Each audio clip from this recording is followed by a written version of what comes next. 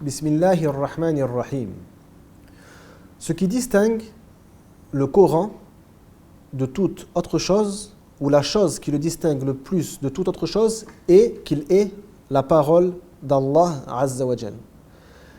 La personne qui apprend le Coran en étudie les sens, en connaît la récitation pour ensuite l'enseigner, est considérée comme une des meilleures personnes, comme un des meilleurs musulmans.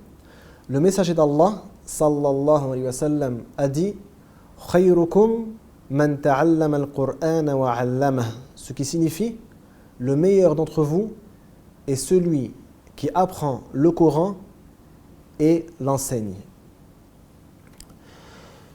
Le prophète sallallahu alayhi wa sallam a dit aussi inna lillahi azza wa jal ahlina minan nas hum ahlul Qur'an hum ahlullahi wa khassatuh, ce qui signifie Allah a parmi les gens des proches.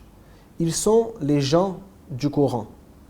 Ils sont les gens d'Allah et ses proches. Quand on dit les gens du Coran, c'est les gens qui ont mémorisé le Coran, qui en ont étudié les significations et qui ont œuvré selon ce qu'ils ont étudié. Donc il est important d'œuvrer après l'apprentissage. Il ne suffit pas d'apprendre le Coran par cœur, mais il faut aussi œuvrer selon ses enseignements.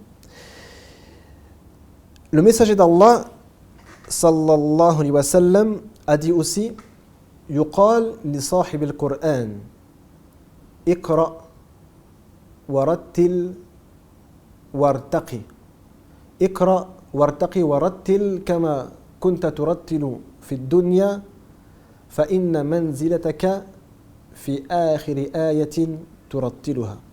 Donc ce qui signifie, on dira à celui qui possède le Coran, c'est-à-dire celui qui l'a mémorisé et a œuvré selon ses enseignements, on lui dira le jour de la résurrection, lis, élève-toi et récite comme tu récitais dans la vie d'ici-bas, dans la vie première,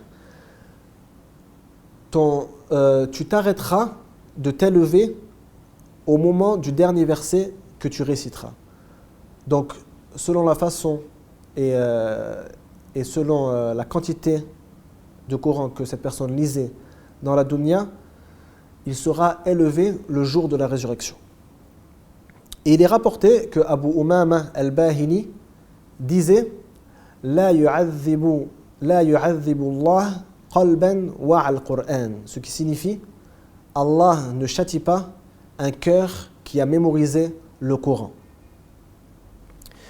Il est rapporté que l'imam Ahmed, un jour, vit Allah dans un de ses rêves. Il rêva qu'il rencontra Allah. Il demanda alors, ô Allah, quelle est la meilleure adoration qui permet à l'homme de se rapprocher de toi? Allah Azza wa Jal lui répondit, Kalami ya Ahmed, ce qui signifie ma parole, ô Ahmed. L'imam Ahmed lui demanda alors Abi fahmin ou bi ghayri fahm, est-ce que il est obligatoire de le lire avec compréhension ou est-ce que si on le récite sans pour autant en comprendre tous les sens, ceci est valable?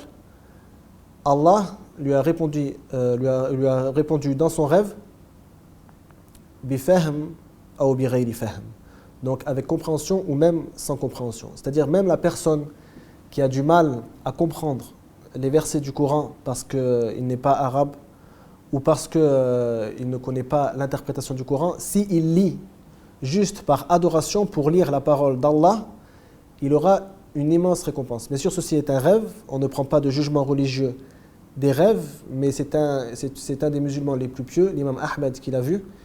Et ça montre les bénéfices de la lecture du Coran, même si ce n'est pas un jugement en soi.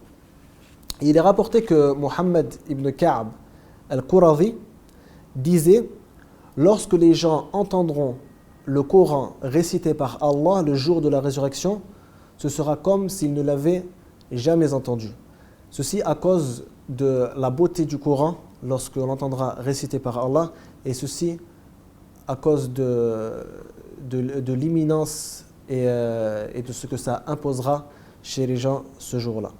Wallahu a'lam.